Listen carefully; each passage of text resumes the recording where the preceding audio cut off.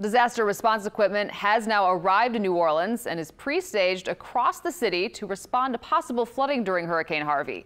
Paul Murphy joins us from EMS headquarters, where some of that equipment is already standing at the ready. Paul?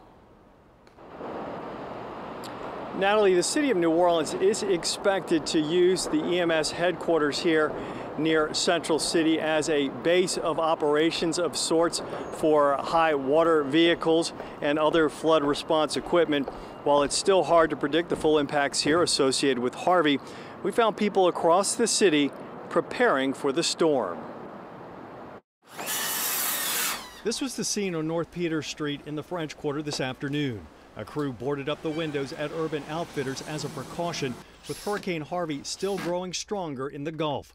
Paul Sacco told us while the storm is expected to make landfall along the Texas coast, hurricanes are unpredictable. My thoughts are if it sits out in the Gulf, it tends to come east normally, but who knows.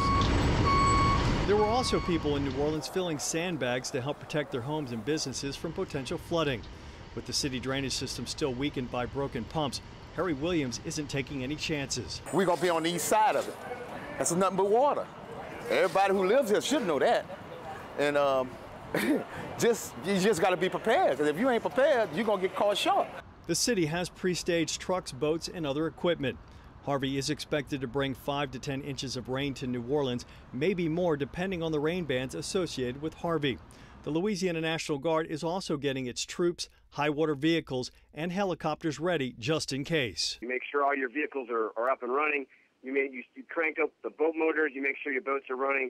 You pack a bag for a few days. You get all of those things ready to go. The governor has yet to mobilize the National Guard, but this is a drill weekend, and there will be thousands of citizen soldiers ready to respond to Harvey if need be.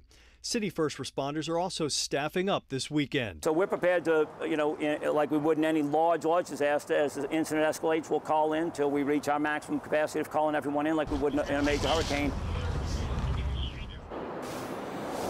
And the city of New Orleans just sent out advisory to folks who have active construction permits in the city, basically telling them to secure their sites for the duration of Harvey and to suspend all hoist and crane operations when the winds exceed 30 miles an hour.